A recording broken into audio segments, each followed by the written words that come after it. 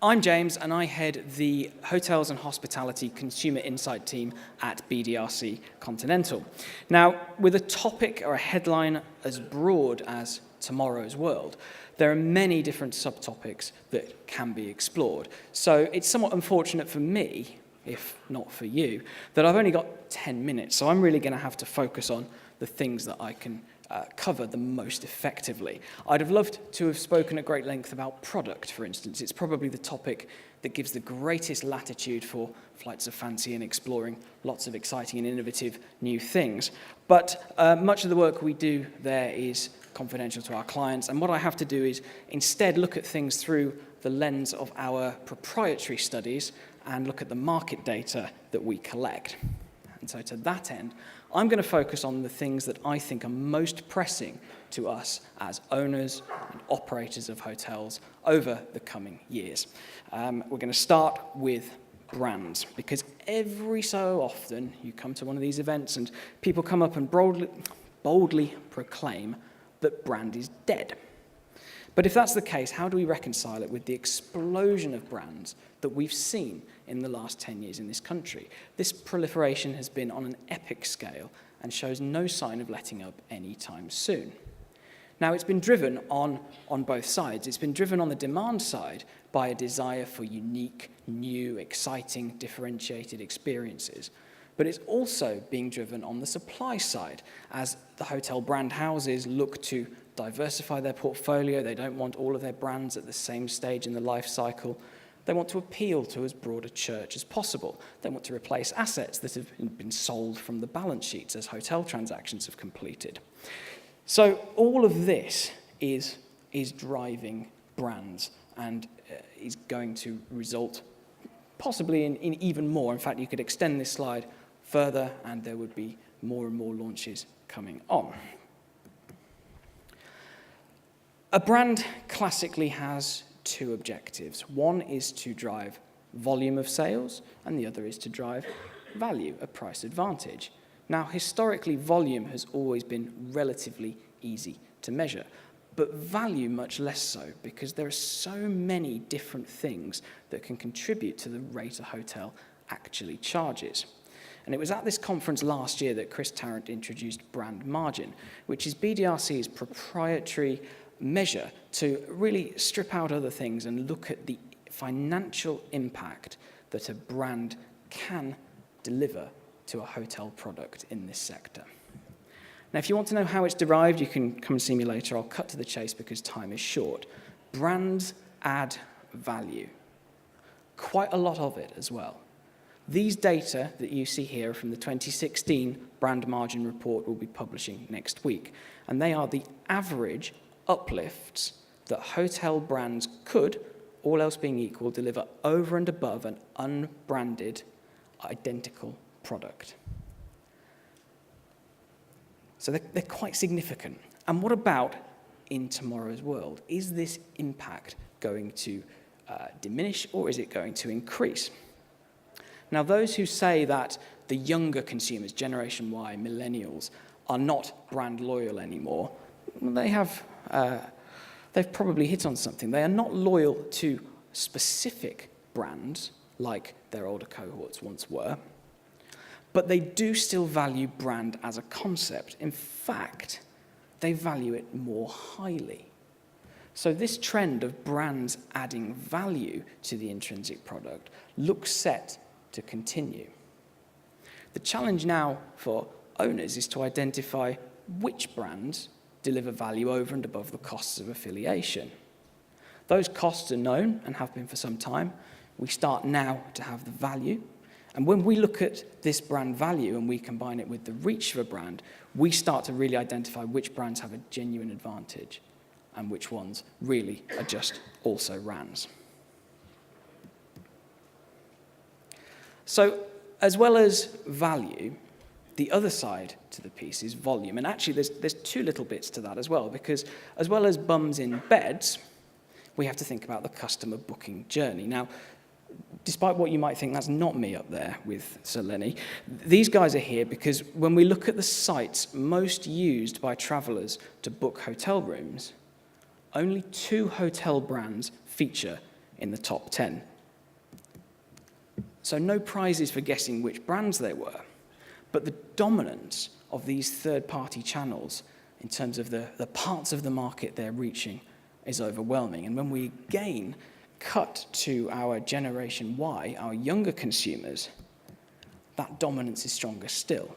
They seem more likely to use these OTAs or these other travel sites than hotel brands, generally speaking. So this particular trend, as Generation Y takes up more of the market, and as the behaviours and attitudes of Generation Y spill into other generations, again looks stacked against the hotels.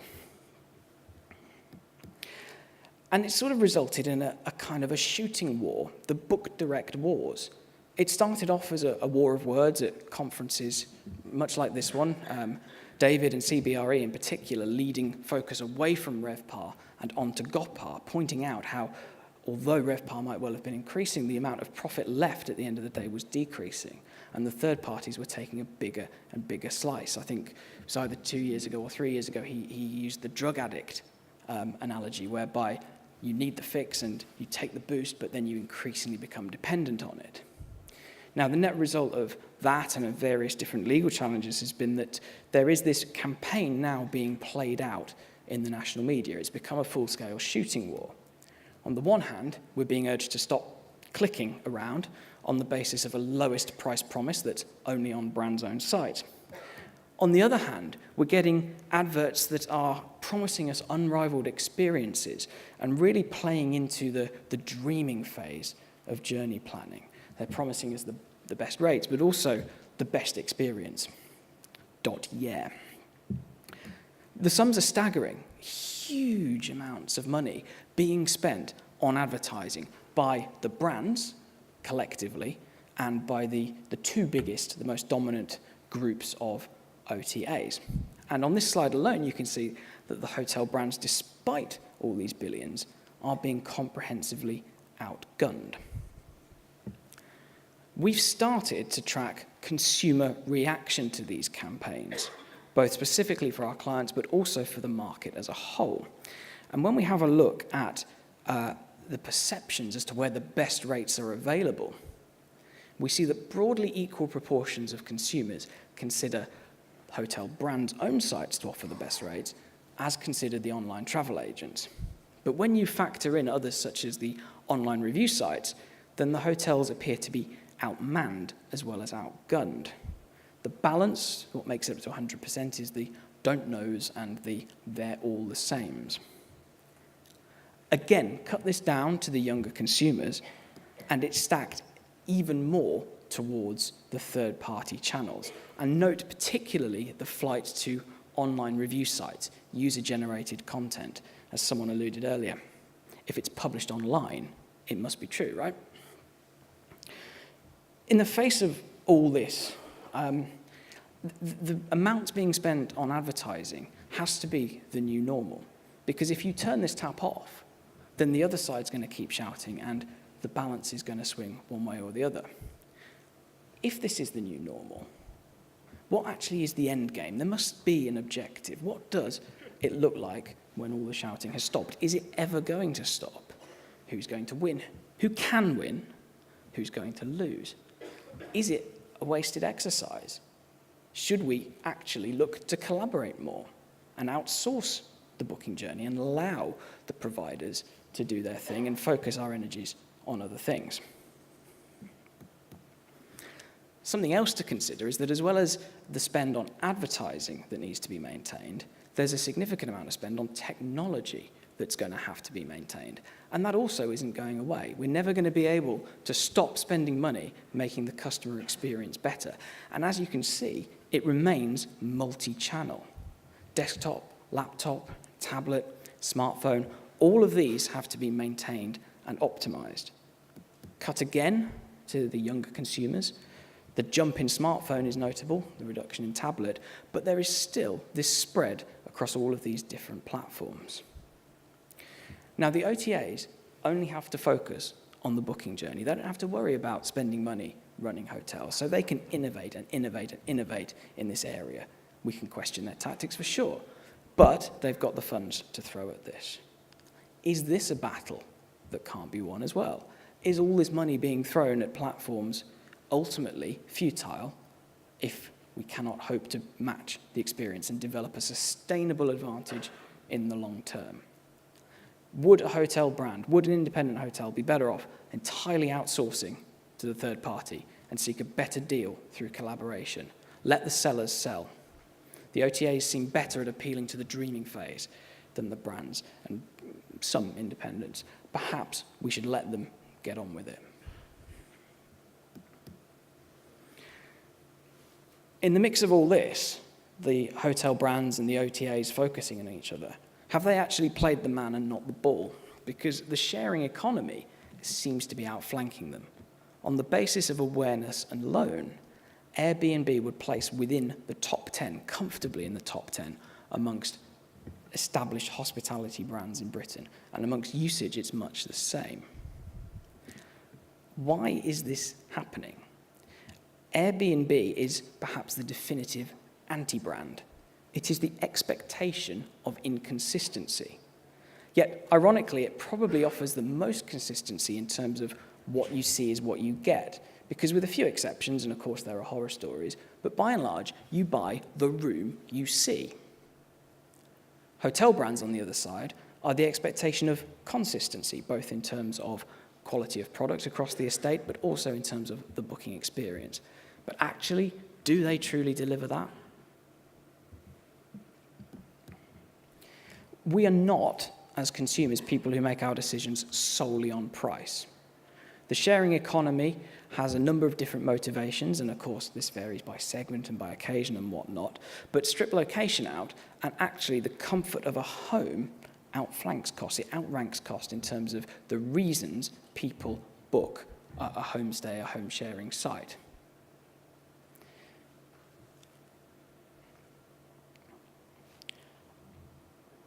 The brands, in many respects, are being out-branded by a brand that isn't. And this has been allowed to happen because this homestay sector is servicing a need that the hotel brands have not been. This comfort of a home, surely that's just hospitality, home from home. It's not been provided by the brands. The sharing economy has swept in and has taken the ground, and it's not just a price decision. How are we going to reverse that?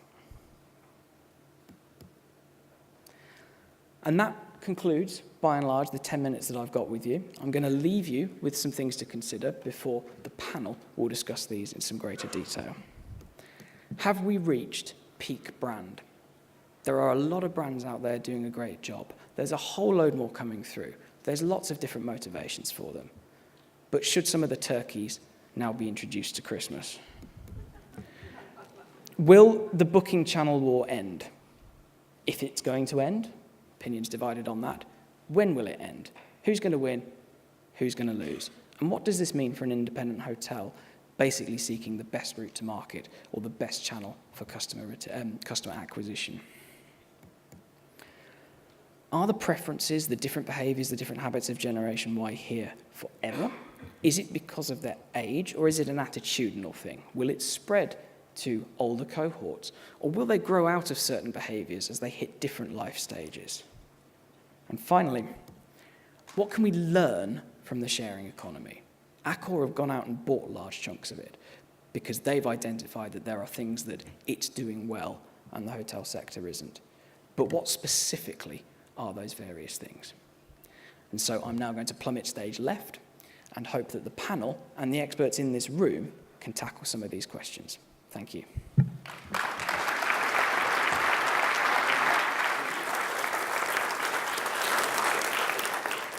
I was a bit quick on the stage there, apologies. Can I introduce the panel who you'll be hearing from today and hopefully engaging with and asking questions of and agreeing and disagreeing with. We have Andrew Shaw, who is the Associate Vice President Development from IHG. Roxanne Jagot, who is the co-founder of Doris and Dicky. Ed Lines, who is the industry manager at Google's UK travel team. And Dr. Chris Tarrant, the founder and CEO of the independent market research company BDRC, which you just heard James from as well. And I really want to just start, I think we should start with our member of the Generation Y, Roxanne, to ask about, you set up an OTA, which you refer to as a curated collection. And I wondered what that reflected in the behaviour of Generation Y for you. Yeah, so we offer a collection of boutique hotels from around the world that all cost around £100 per night. And I think to follow on from James's presentation, some great points were raised, but particularly for us what's interesting is around the sharing economy and what we can learn from it. And for us with Doris and Dicky, a big focus is authentic experiences. And this is not a new trend, but it's a trend that... Sorry, hold on a second. I think we can't hear you at the moment. Is that better? Yeah, I think that's better. Yes, do, please. Apologies. I didn't realise you couldn't be heard. So at Doris and Dicky, we offer a curated selection of boutique hotels for around £100 per night. And as Kate says, I am technically a millennial, and our business was started from our own personal pain point, that when we were looking for small and charming and independent places to stay, we couldn't find any that we could actually afford, and if we did find them, it took a hell of a long time to find them. So that's the kind of concept behind Doris and Dicky. But I think to pull upon some of the points that James made, in particular around the sharing economy, I think that played a lot into our concept, and people said, you're mad setting up a hotel website in the era of Airbnb. We only launched last November. But actually, those notions of authentic experiences and human connections, we can, through hotels and the right service, still deliver against that. And I think amongst the Gen Y travellers, of which I'm one, actually it's not features they're necessarily after, first of all. It is those experiences. And when we look at how trips are conceptualised and where they begin when planning those trips, often it's on Pinterest, it's on Instagram, it's on Twitter, seeing what people are saying and seeing what's out there for them to discover and to explore. And it's all part of this kind of richer getting to grips and getting under the skin of a destination and meeting people and the local culture that really is behind what we're trying to do. Thank you. Ed, what do the pathways to purchase that Google can see tell us about brand loyalty and Generation Y? We heard from James about this idea that Generation Y does pay attention to brands, even if not just one brand. Yeah, how's my mic? Yep, good. Yeah, you're okay. No, I think from James's presentation, it's possibly unhelpful, I think, in a way to look at it as just Generation Y. I think these are behaviours that are consistent to all of us, really. The rise of technology has led to far more greater complexity in the booking journey. Google did a consumer survey quite recently that said that to book a hotel room, the average person does 2.5 weeks of research.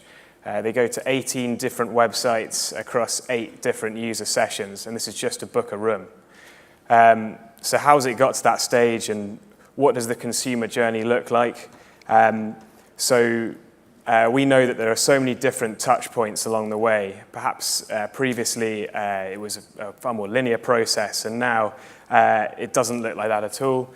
You could be influenced by a number of things. Obviously, the inspiration stage and giving people in the inspiration stage of the consumer journey that clear kind of reason why your destination or your property might be the best place to go and to book a room.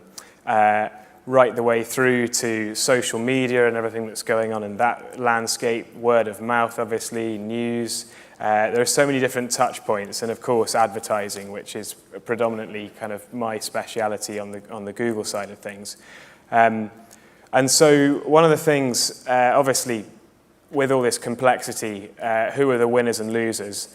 And of course, James alluded to the OTAs. The OTAs have capitalized on this lack of certainty, particularly in Europe, lack of brand loyalty. Though Generation Y and really across the generations, we're well aware of brands. The actual brand loyalty, only about 16% of leisure travellers have decided what brand they want to book with before they book. So it's a huge world out there in terms of the customer that's up for grabs. And of course, the OTAs have been quick to realise this behaviour. They've been quick to capitalise on the fact that most people, when they search on Google, start with quite a generic query like hotels in Amsterdam or other destinations. And obviously, the OTAs are able to pay the huge kind of auction prices to get themselves to the top of the search ranking for paid adverts, obviously. And it makes it very difficult for smaller hotels or even the big hotel chains to compete in that space. And we looked at the marketing budgets earlier, and there's not even a comparison. I think it's an interesting world, and I'll be interested to discuss kind of what hotels are planning to do about it. Mm-hmm. Andrew, how well do you think hotels are responding to the evolving technology, which no doubt has a massive role to play in the future? Interestingly, that question. I think we're coming to a tipping point now where the hotel brand platforms they've caught up with what's been happening in the OTA world, and we are starting to lead the argument and lead the fight and lead some of the technology innovations that are needed to recapture some lost ground. I think we've come from a point of 15 years ago when the OTAs first arrived and the hotel companies welcomed them. It started with last minute and putting inventory on there that you couldn't sell at last minute.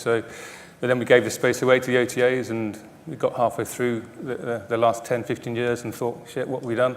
We've lost that ground, and now we're getting to that point where we're recapturing the ground and catching up. So, interestingly, in the UK and Ireland, IHG have come to a point now where the growth in our direct rooms revenue into our hotels is growing at a faster pace than rooms revenue from OTAs.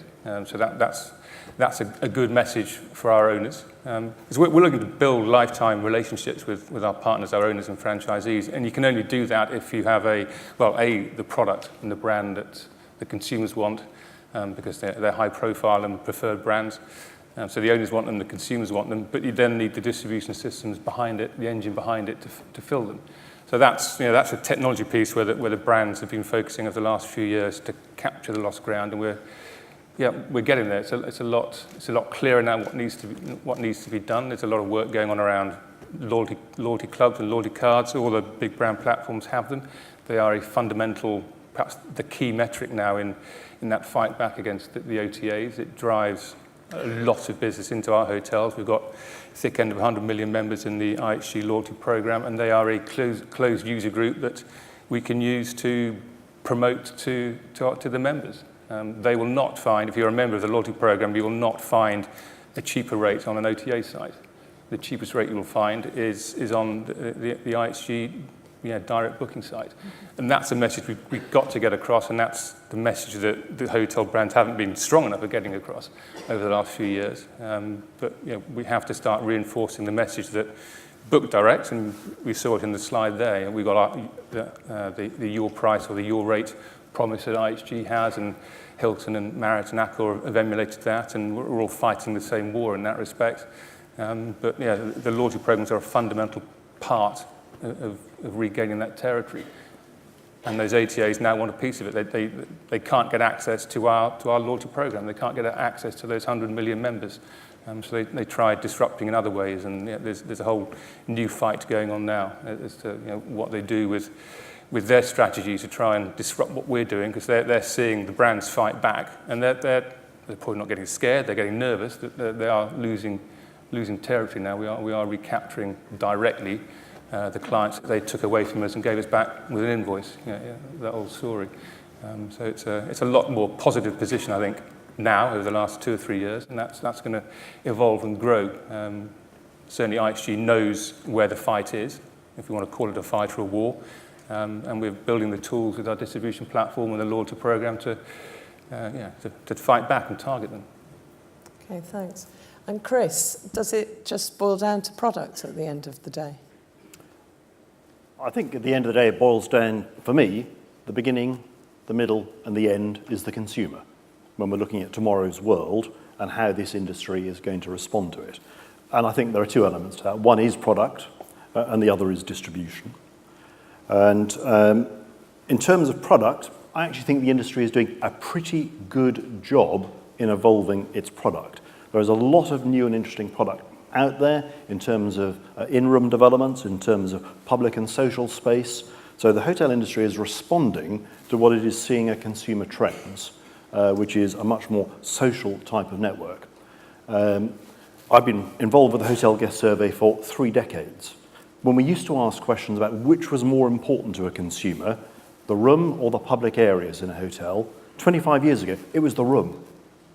That was the most important thing to them. That has completely flipped. So we've seen a massive change in which people are much more social and they're looking for social space. I think the industry's done a good job with its new generation of product that is coming through, and it's responding to changes in lifestyles and expectations. So consumers are looking for experiences, and there is product there that is more suited to that. It's no longer a case of a single out-of-the-box answer will meet all of the needs of consumers. And this is one of the reasons that is underpinning the drive to a variety of different brand offers so they can be tailored towards different consumer needs and expectations. So I think the industry is doing well there. I think authenticity is one of the most important things that consumers are looking for. And this is where we're sort of getting a sideways challenge coming in really hard from the likes of Airbnb. And it's been spoken about, Thomas was talking about the OTAs and then the aggregators and now the sharing economy. The sharing economy threatens the product. The others threaten distribution much more. And I think we're seeing something which is now an alternative form of product. And that should be of concern. And I think, therefore, the industry needs to make sure it is being culturally sensitive, it is providing the experiences that people are looking for. We also should recognise that the same consumer can have very different product requirements according to the need state of any specific trip that they are making. Because it's incredibly different. If you're coming up to a conference in Manchester in which you've got the hospitality of numerous people during the evening, frankly, where you end up to sleep tonight is pretty immaterial. But if you're away on a romantic weekend, these two may be related, or I think they're unrelated, a romantic weekend, and you could be looking for an utterly different experience. You can be the same consumer, you're looking for something different. So an appreciation of what the consumer wants and needs. And I think that's part of what Airbnb is getting into, and I think that's what you're doing with Doris and Dickie as well. It's identifying a consumer need set and meeting that. So it worries me when there are people in the hotel industry, some of them running CEOs of very major companies, who don't talk of Airbnb as a threat. I very much think it is. We don't have any data for the UK, but we've got some data for the US in which we've done work there asking leisure travellers who've stayed at an Airbnb property, if they hadn't made that stay, what would they have done instead? 65% of them said they would have stayed at a hotel. 2 in 3 would have stayed at a hotel. Yes, 1 in 10 said they would have rented some other form of private rental, not using Airbnb as the platform to do so. About 1 in 12 wouldn't have made the journey at all. So it is generating some demand also. That's just the leisure market, and it's just a first shot that we've had at it. But we have to appreciate we're seeing an Airbnb impact beginning to come through. The industry's had a very good run for a number of years in terms of RevPAR growth, so it's been allowed to come in and take some share. And I'm convinced we will see more evidence of that come through in due course. So we need to be aware of that. The second area is in terms of distribution. And here the good news for the industry is brand matters. That's different from saying that people are brand loyal, and I think that's part of what James was indicating, in that consumers see a value in brands. They attach a margin to brands, a value premium, to go to a property that is branded as opposed to unbranded. Now, we attribute this to people are cognitive misers, is the phrase we use. They use as little effort as possible to make decisions, and a brand is a shortcut. It helps you make a decision. It gives you confidence about the decision that you're going to make. So they'll buy the brand. The question then becomes, at what cost will the brand buy the customer? So I think one of the key things when we're looking at tomorrow's world is the cost of customer acquisition. And clearly for any property owner, brand, there is a cost that's attached to that, and it will deliver for you. Likewise, going through with an OTA, there are those hefty premiums that you pay of commission. So what is the cost of getting hold of that customer? And to confirm a point that Ed was just mentioning, we very much see the traditional idea of people start with a funnel, a decision-making funnel in which they gradually narrow down the number of options that they've got, and then they make a decision to book. It's no longer a linear booking path. It's non-linear. People hop in, hop out. I think Google uses the phrase micro moments in terms of people just doing a little bit more research, finding out a little bit more. What becomes incredibly important then is understanding the digital footprint of the customer. And no one, not even Google, has a view of all of those elements because people move across different sites. But having an appreciation of the customer journeys that people make, that's what you need to have so you understand how they go about making the types of decision they do. And clearly, at the end of the day, it doesn't matter whether they go to 18 sites or 8 sites, 25 clicks or 2 clicks. What you want is the last click. Buy here. And it's what can you do to help influence that. So a key challenge, I think, for tomorrow's world is how do you put the relevant information in front of the customer at the right time? I think with the increasing use of mobile, this becomes very much more significant. And just on the train on the way up here, I read in the first half of 2016, spend on mobile advertising compared to the first half of 2015 has grown by 56%.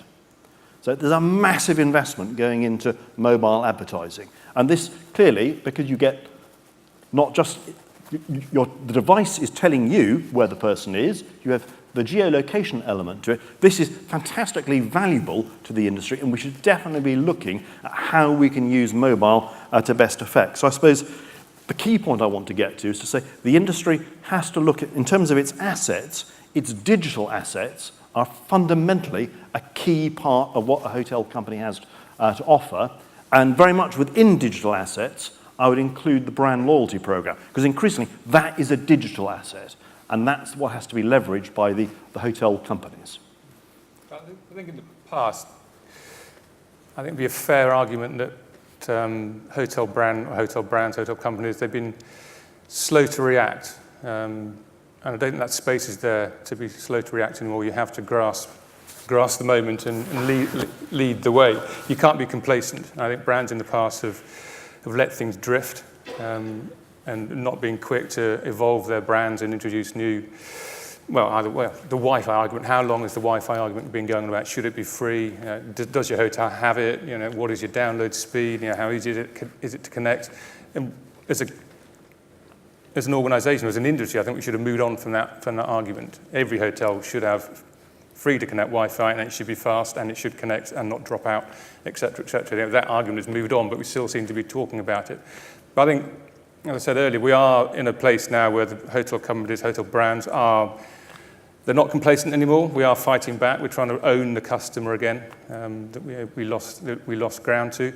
And the brands have evolved side by side with that. So I think your out-of-the-box single brand is dead, or you don't think there's much room for it. I would disagree with that wholeheartedly. And if our brand in that space is Holiday Inn Express, that has very recently evolved to the next generation, some much more welcoming public areas which aren't just there to serve the guests, they're there to bring people in from outside. It's sweating every square metre of your space. And looking what Accor are doing with their F&B, we're doing similar things with Express by Holiday Inn, with Holiday Inn itself and with Hotel Indigo, creating side-by-side brands in the F&B area. Even F&B is wrong. I mean, no customer goes into a hotel and says, where's your F&B?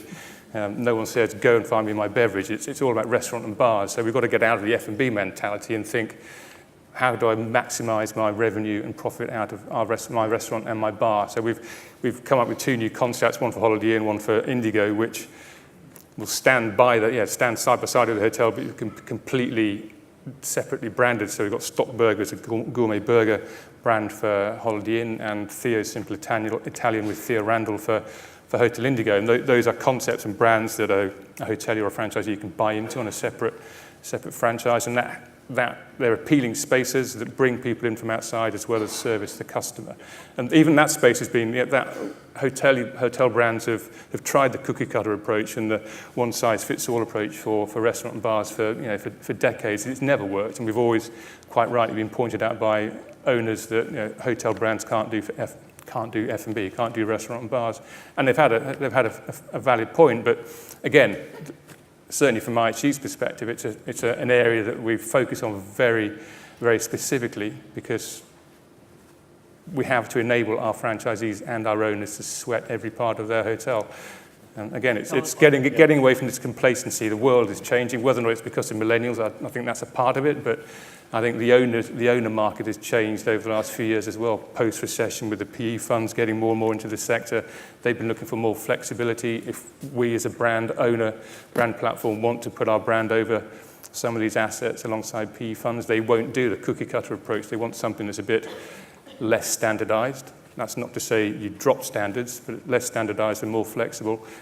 And I think that's gone side by side with the millennials wanting something different as well. I don't think they can be entirely blamed for what is happening with brand evolution. The market's changed as well. Violently agree with you in terms of the product element, because I do think a lot of good stuff is going on in properties, and definitely there are new generations of brands. They're reworking themselves, making themselves more relevant to change lifestyle. A point that you sort of picked up on, which I'd like to just make sure we take out to the audience fully, is when you're talking about Wi-Fi, and we seem to be hanging on to that, it's the danger of having a mindset of trying to protect the revenue we have rather than thinking about the revenue that we could have. And that, I feel, is more generically a challenge for the industry, because we're forever spending our time protecting revenue. I mean, 20 years ago, we were protecting telephone revenue, rather than thinking about what it is we could do to get new revenue instead. So I think a forward-looking approach is one that says, okay, what are going to be the new revenue streams, and what can we do with those? And that very much, I see, ties into, that's where the digital assets will come into play. They can provide opportunities for new revenue streams beyond, using the hotel as a base, in that someone comes and stays, particularly if they're a leisure guest, they stay with you. There'll be revenue opportunities for a hotel if it can become the person who is the effective digital concierge for that stay. So it's trying to be that forward-looking element and not just protecting what we have had in the past. I know you're not saying that is what we should do, but I just want to emphasise that point. Roxanne, you're obviously dealing with hotels at the other end of the spectrum from Andrew, and I just wondered whether you feel that what you think about the influence of millennials on other people who are booking. Are you seeing other people coming through to your site and beginning to ape the kind of behaviour? Well, yeah, absolutely. And I think to Ed's point, we talk a lot about millennials and the trends we've pulled out about sort of seeking different experiences, not standardised, but high standards. And actually, and for us at Doris & Dickey, these small, charming hotels, it's not just those millennials. It's almost as though at the other end, the empty nester 55-plus audience are also seeking out those kind of travel options as well. And I think there's a little bit of kids educating their parents, but I also think it's a life stage thing and something we were discussing before. And part of James's kind of question pack, are Gen Y going to change in their behaviours? Maybe, and maybe actually what we're looking at is, it's circumstance-based, and they are able to travel freely, and they are able to explore and experience different things, and there is confidence in that, and there is room for a few risks, and maybe as they get older, they have children, there's less room for that. So absolutely, from our findings, it's interesting the similarities between the millennials and then kind of the older travellers as well. Well, the baby boomer generation is still staying at hotels and will do for many decades to come. So I know there's a lot of chat around millennials at the moment, and whether or not they're driving change in the hotel sector or making brands evolve quicker. But baby boomers and Gen Y would have done the same thing 20, 30 years ago. It's just now, because of all the social media and online, et cetera, it's a lot more obvious and transparent as to what is happening. But millennials will grow up and they will have kids, and their travel patterns will change. As long as the brands evolve alongside them and make sure that their product is contemporary and reacts to what that new generation is looking for, whether that's along the technology front or in having a different shaped chair or 3 pillows instead of 2, or having soft ones and hard ones and whatever. I don't think anything, the fundamentals won't change. We've just got to make sure we're capturing the millennials and keeping them on side as they grow up and mature and their requirements change. Yeah, I totally agree. I mean, if you look at the so-called millennial or Gen Y behaviours, they're around things like page speed. So I think it's 46% of people who experience on their smartphones a slow mobile site experience. They're likely to never come back to that site again. But that's, I think, probably, if you're in the baby boomer generation, I don't think that's going to, if you have a slow experience, you'll assume it's crashed or whatever, so you won't bother going back. I think that, all these points around mobile as well, we look at every year, although most people are still more comfortable booking the actual physical booking of their hotel on a desktop, and they are more prone to doing research on mobile device. We've seen that for a while. But the reality is that every year we're seeing mobile bookings also increasing, not just from Gen Y and the millennials where this is most prevalent, but across the board. So, the question is, are all your mobile sites fully optimized? Is it a really easy experience? I think Gen Y, you're right, is just the kind of catalyst behind a number of changes that have to be made and taken very seriously by the hotel chains. Just on Google, if we're talking about the brands fighting back, to use the war analogy, what can Google do to maximise that direct booking? Because there are lots of things actually in the hands of hotels that they can analyse themselves. Is that the case? Absolutely. I mean, Google for a few years now has recognised this behaviour of the number of different touch points before you book a travel experience, whether it's a hotel room or a flight or whatever, and has been doing a lot to try and change even its search results page to try and cut down on the number of touch points.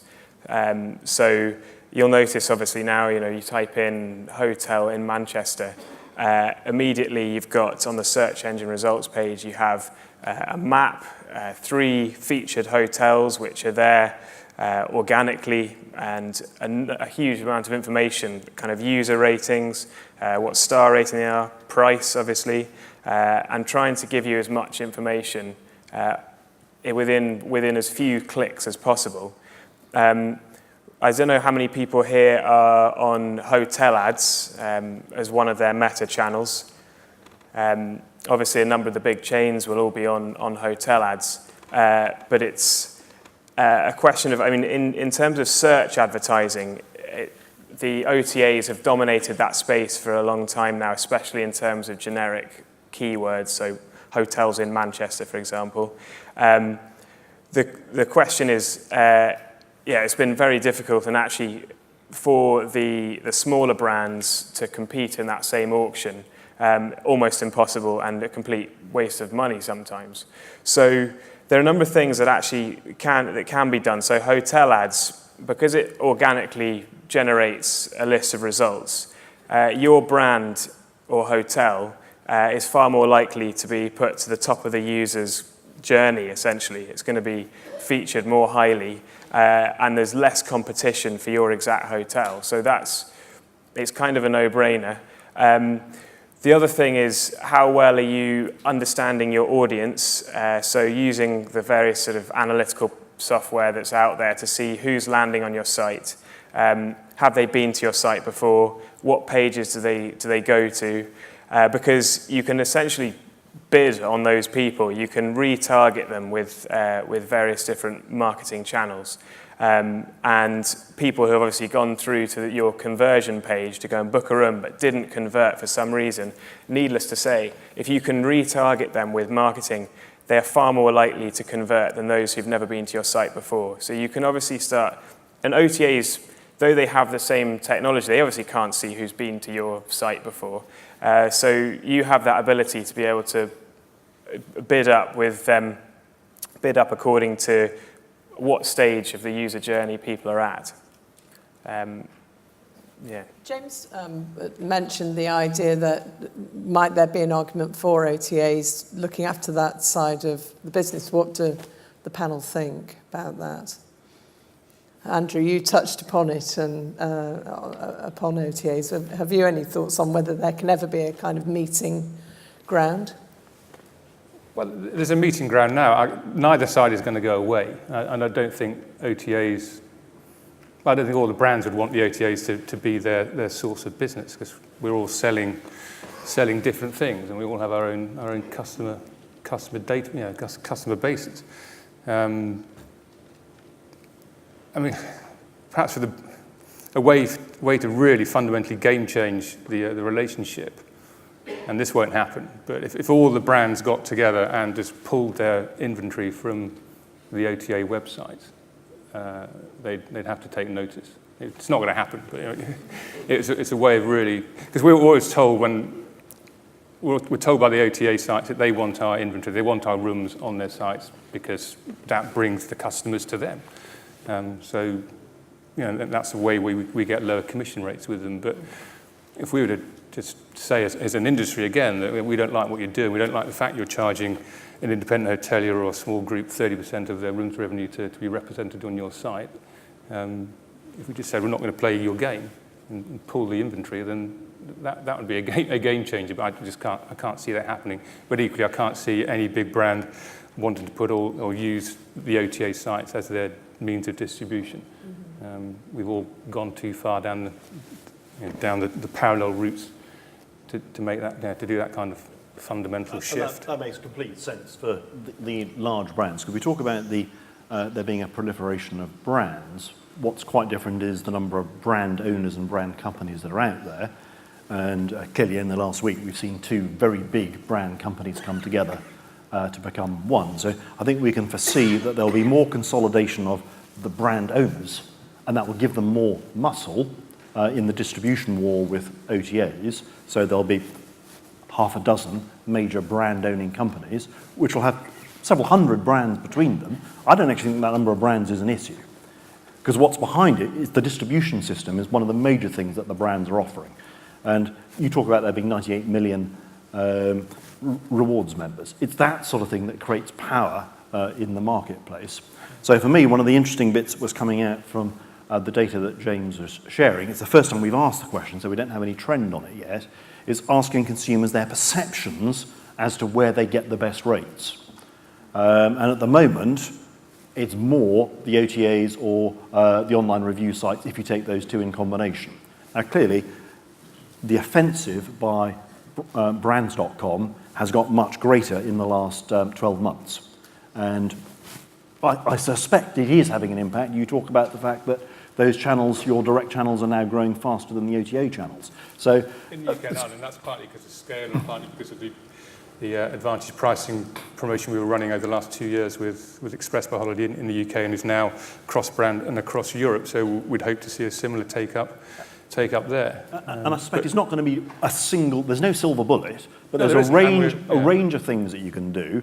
And clearly having closed user groups through loyalty programs is an effective way, which, as I say, for me, a loyalty group is your most powerful, or one of your most powerful digital assets that you have to deploy. Yeah. And it's just possible there may be some regulatory control which will help on the rate parity side as well. It's starting to come in, but it's not coherent across the EU. So we've got a position on it. France has got a position on it. Poland, I think, has done something. Germany has, but it's not a coherent plan.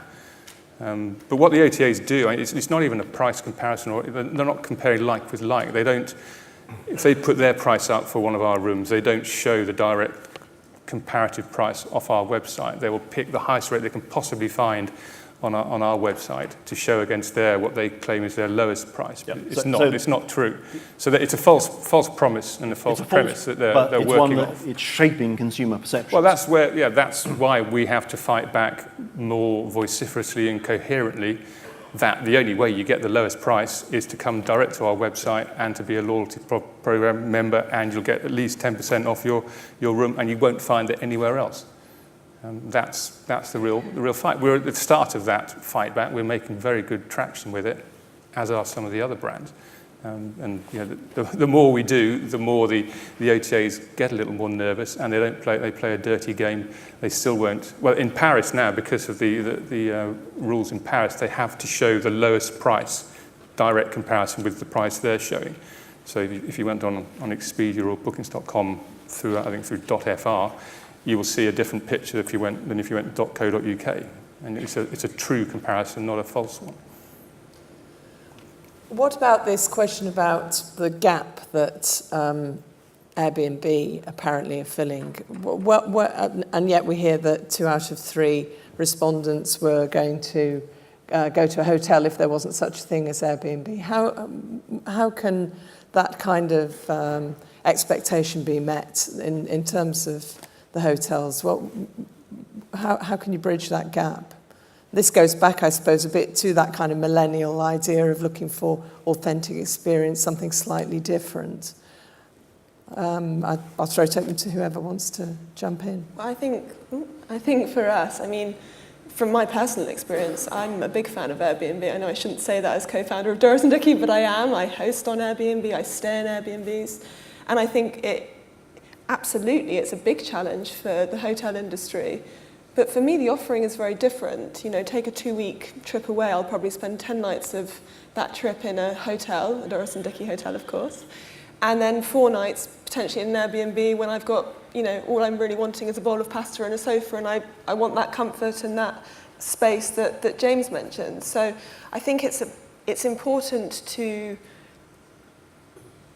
benefit from the learnings and the positives that Airbnb throw up. So exactly that, those authentic experiences, those local experiences, that local knowledge and expertise, but also celebrate the differences. You can't be lying by a pool and ordering a cold beer when staying in an Airbnb. So I think it's important to call out the differences and the benefits about staying in a hotel, because for me they have 2 very different offerings. We talk about Airbnb as though it's, well, I guess Airbnb per se is new, but the concept of renting out a room or your house or your villa or your cottage somewhere, that's been going on for decades.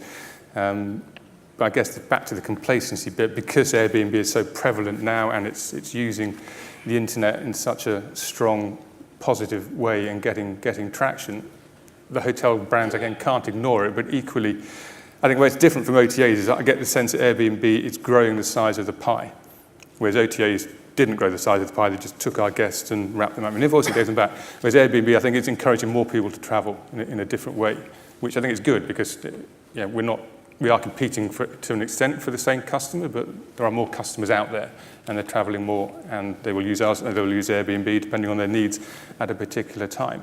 I think what we do focus on and what we should focus on, because it's our USP, and that's across the brand spectrum in this room, and it's that product consistency, the service consistency, the security and safety elements that you don't know what you're going to get from Airbnb, although you have seen a photograph on the page, and it's not policed as much as people would like it to, and that's industry as well as regulatory comment. It's being challenged in various cities and countries from a tax perspective, and again from the fire life safety issues. So we need to focus on what we're good at and what we're offering. And Airbnb will evolve as it will evolve. It's not going to go away, as much as the OTAs aren't going to go away. It's how we work with them. And we have seen hotel companies put some of their stock on Airbnb to test it out and see how it runs. But we'll see how that evolves. But it's not being ignored. I mean, we take it very seriously, but it's not a threat now. But again, if you're looking at the millennials and how they mature and grow, if you lose them to the Airbnb model now, it'll be much harder to get them back at a later stage. So again, you've got to make sure your product is right and appeals to that sector now, and you get them into your loyalty program, and you retain them as a direct customer. It's amazing, actually, how much sentiment towards Airbnb from hoteliers has changed in the last year even. A lot of the hotels I work with, it's amazing if they ask me to pull competitor search data, how little they'll say, and we'd really like you to include Airbnb into that data set. But recently, I think people are sitting up and starting to take note. Just last year, there were 1.5 times more searches for Airbnb globally than there were for the whole of the Expedia brand. And in, obviously, Airbnb, in a number of key cities, key gateway cities like Paris, which is its biggest city. You think of Accor, obviously, that's a huge city for them. And Accor absolutely have said quite publicly they recognize Airbnb taking a huge kind of chunk of their market. And Credit Suisse ran a survey recently, or a report, which identified that actually the difference in product, there isn't really a difference in product. In 80% of cases, that an Airbnb room could be considered a direct substitute for a hotel room. So yeah, I think sentiment has changed recently. I think some of it comes back to this notion of the need state of the consumer, and there'll be occasions when an Airbnb solution will be appropriate for what they're looking for. It's now more accessible to them. So what Airbnb has done is, Andrew, as you're saying, is these things have always been there. Airbnb is a distribution platform. It has brought more supply in as people have thought about renting out a room or a space or a property that they use only occasionally that previously they didn't have an easy route to market for. So it has increased supply. It's an erratic, volatile supply. We know it varies significantly from day to day according to what people wish to list. But it is there, and we've had several years of, I say, strong RevPAR in the industry, so it's been allowed to grow alongside RevPAR growth in the sector as a whole. The challenge is going to come when we have any hint of a downturn, because that supply is still going to be there. And it's, in a sense, a bit like with sort of the issues we had with OTAs in the past. So, yes, we can work together. Yes, they will grow the total market, so demand will go up. The indicative first data we've got is a lot of that demand would otherwise have gone into a hotel. And for me, that's a bit we need to understand more, because there'll be some of that business that it may well be more appropriate to be in an Airbnb environment, but some you definitely would want to keep. And what is it we can do in terms of the authenticity and the experiences that we offer, more than just the property itself? They've made a big play in the business world recently as well. You can do, I mean, the Airbnb now advertise if one of their properties is business ready. So it obviously has to adhere to a certain set of standards, has to have hair dryers and shampoo in all the rooms, Wi-Fi, 24-hour check-in, things like that. And there's, I think it's 42% of all of Airbnb's inventory now claim to be business ready. I think it's time for us to open up to questions and comments from you out there. If you'd like to indicate, I believe we've got some roving mics. I'll try and guide them to you. Gentleman in the centre here, have we got, this is the roving mic, apologies. Gentleman in the centre, if you'd like to indicate while people are speaking, and then I'll make sure that we get in as many people as possible. Yes. Do I stand up? Yes, please do. So, yes. Hi, my name is Jonathan Dad. I'm from Centric. I actually had a couple of questions. Can I? One for Andrew, yes, and another one for Edward. Andrew, you were talking about loyalty, and Booking.com just announced their new loyalty program.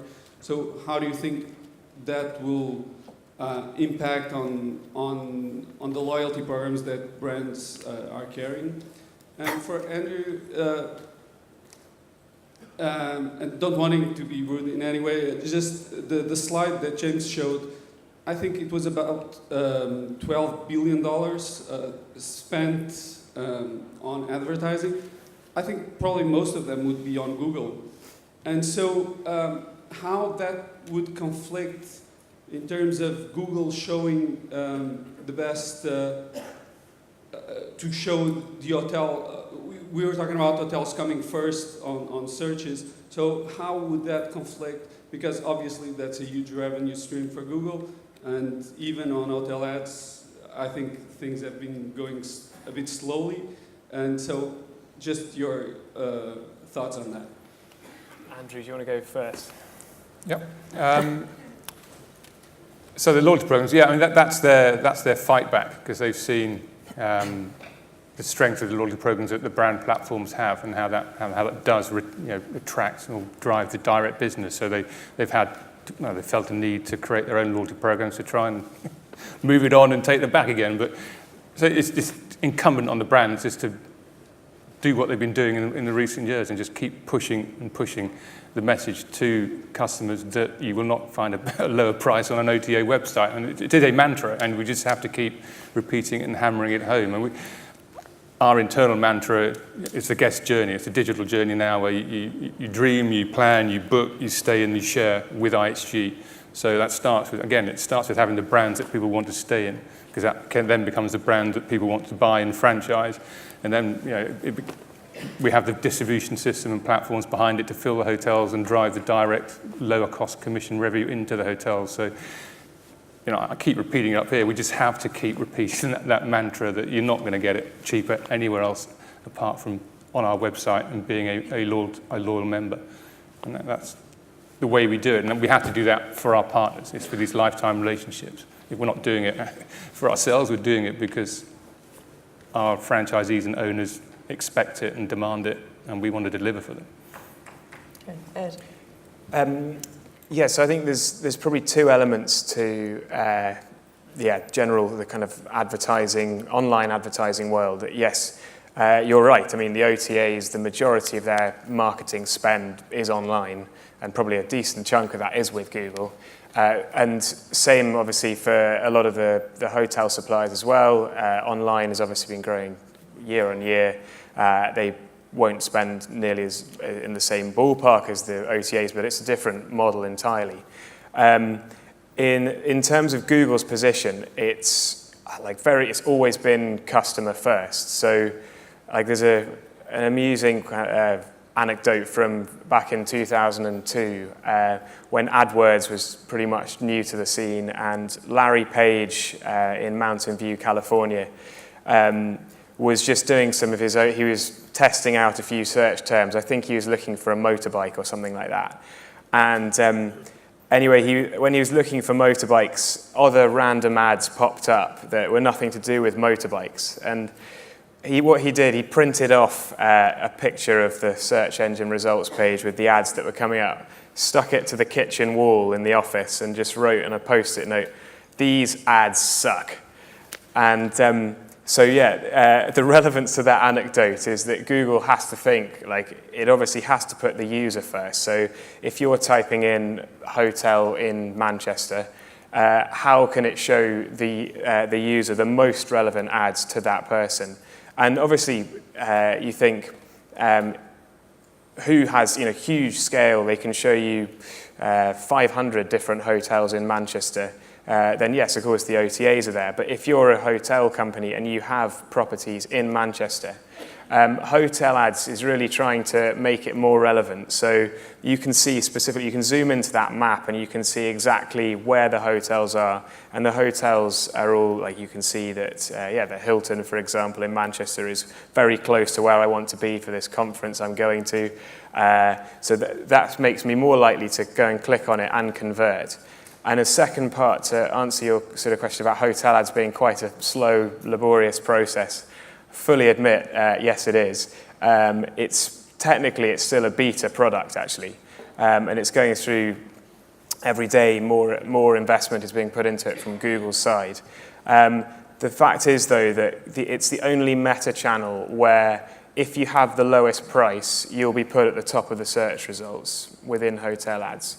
And obviously, the biggest pain is around price accuracy. But because we want everything to be as useful for the user as possible, price accuracy is so important.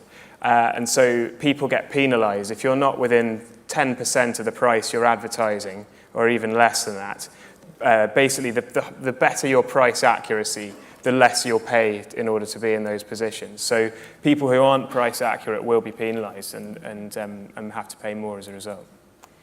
I'd like to take this lady over here in the white jacket, and I'm not sure how much more time I've got because my clock has just gone from 15 to 0, so perhaps somebody can let me know. But if you could ask your question or make your comment, please. Yeah, definitely. I'm Stephanie Marker from Trust You.